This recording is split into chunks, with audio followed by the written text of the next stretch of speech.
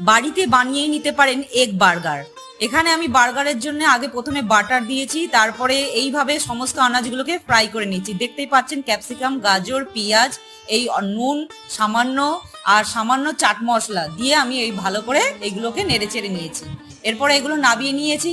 ওই বাটারের মধ্যে ব্রেডগুলোকে সেঁকে নেবো ভালো করে।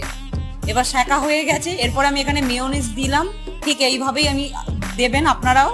এরপরে দেওয়ার পরে গোল গোল রিং করা পেঁয়াজ, গাজর, ক্যাপসিকাম আর স্লাইস করে রাখা টমেটো এইভাবে দেওয়ার পরে চিজ দিয়ে দিলাম। দেওয়ার পরে আবার ওখানে বাটার দিয়ে একটা এগ নিয়ে আমি পোচের মতন করে ভেজে নিয়েছি।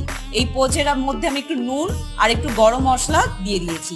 দেওয়ার পরে ওর মধ্যেই অ্যাড করলাম আবারও ওই রিং করা পেঁয়াজ, গাজর আর ক্যাপসিকাম দিয়ে আবার ব্রেডটার মধ্যে মেয়োনিজ দিয়ে দিলাম। দিয়ে এইভাবেই আপনারা দেবেন, দেখতে পাচ্ছেন। দিয়ে অবশ্যই লাইক ও সাবস্ক্রাইব করুন।